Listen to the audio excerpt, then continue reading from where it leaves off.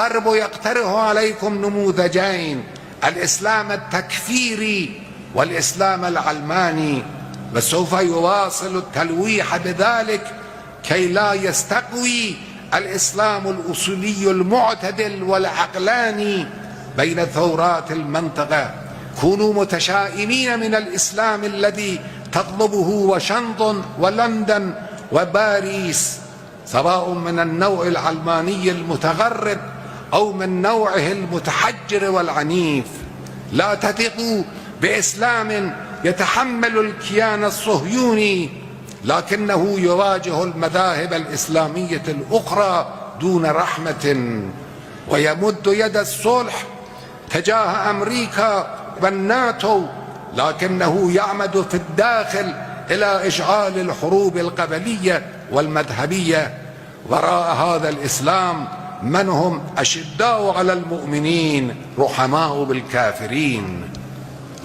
كونوا متشائمين من الإسلام الأمريكي والبريطاني، إذ أنه يدفعكم إلى شرك الرأسمالية الغربية بالروح الاستهلاكية والانحطاط الأخلاقي.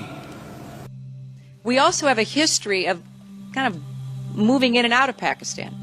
I mean, let's remember here, the people we are fighting today, we funded 20 years ago. And we did it because we were locked in this struggle with the Soviet Union.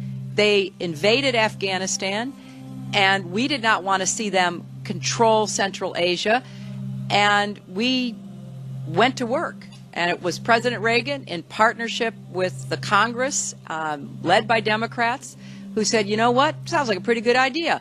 Let's deal with the ISI and the Pakistani military, and let's go recruit these mujahideen, and let's get some to come from Saudi Arabia and other places, importing their Wahhabi brand of Islam.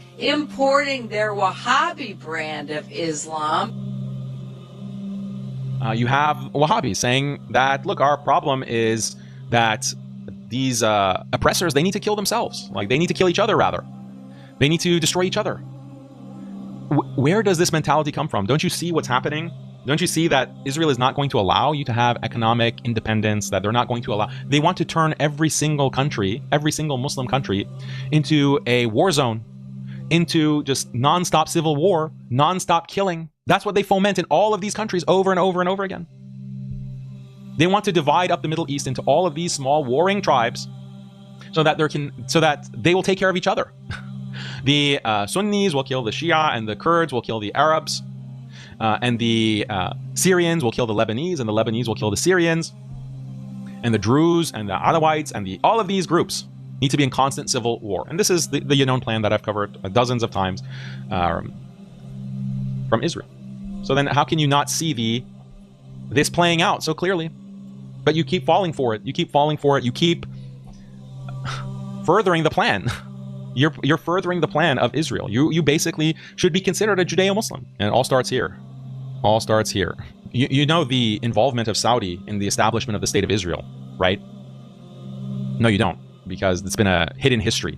Haven't been advertised. There's been a huge propaganda campaign to obscure Saudi's involvement, the involvement of the Wahhabis in helping the British establish the State of Israel. Did you know that history? As we've seen, the defining characteristic of Wahhabis is their hatred and backstabbing of the Ummah. Nothing better represents this than the alliance of the Wahhabis with the British in the early 20th century. The Wahhabis experienced a re-emergence of political power due to the military campaigns led by Abdulaziz ibn Saud. Ibn Saud reconquered Riyadh in 1902 and over the next decade expanded his rule across Najd. But Ibn Saud wasn't satisfied with Najd alone. He desired to annex the Hijaz with Mecca and Medina, a goal that had eluded earlier members of the Saud dynasty. Annexing the Hijaz required defeating the Ottomans and the Arab tribes allied with the Ottomans. The opportunity to defeat these superior Ottoman forces came with World War I.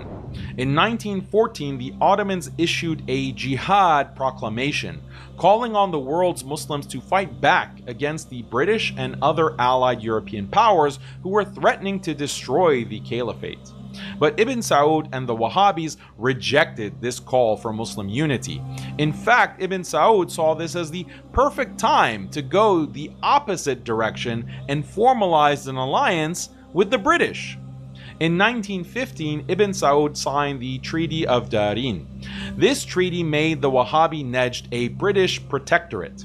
The treaty formalized Ibn Saud and the Wahhabis as allies of the British against the Ottomans in World War I.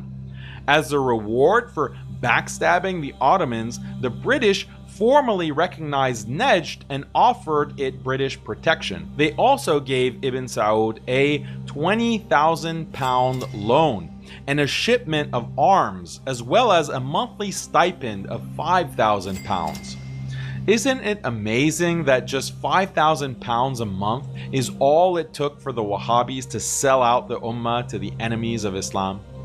The Wahhabis knew the British were invading and massacring Muslims, burning down their homes and their mosques, but they sided with the British anyway and celebrated when Sunni Muslims were being slaughtered. If you think I'm exaggerating about any of this, just consider the fatwa from top Wahhabi authority Sulaiman ibn Sahman, who lived from 1850 to 1930. Ibn Sahman was one of the highest ranking authorities in the entire history of the Wahhabi movement. Ibn Sahman's fatwa has been preserved as a historical manuscript by King Saud University, and at the time of this recording you can still download it directly from their manuscript database. The fatwa states that Ottoman Sunni Muslims are all kafir murtads. Furthermore, their level of kufr is worse than that of Jews and Christians who are standard kafirs, or what they term kafir asli. इसलिए कि अरबों को अल्लाह ने फजीलत दी थी, मोहम्मद उनमें से थे सल्लल्लाहु अलैहि वसल्लम, ये रुतबा बुलंद बिराज इनको मिल गया।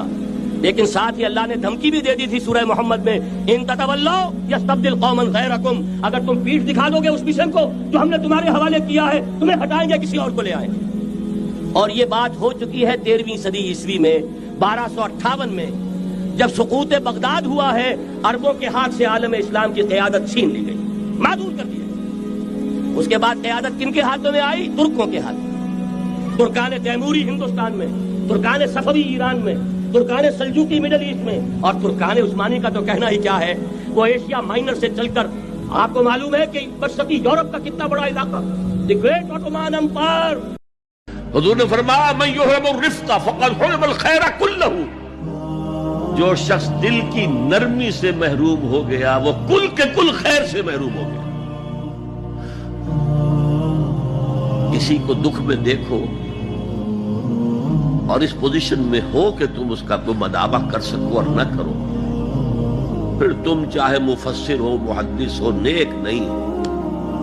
तुम आबिद हो सकते हो, जाहिद हो सकते हो, तुम मुफस्सिर हो सकते हो, मुहद्दिस, नेक नहीं हो सकते। हम दर्द, खंजर चले किसी पे तड़पते हैं हम अमीर, सारे जहां का दर्द हमारी जिगर में है।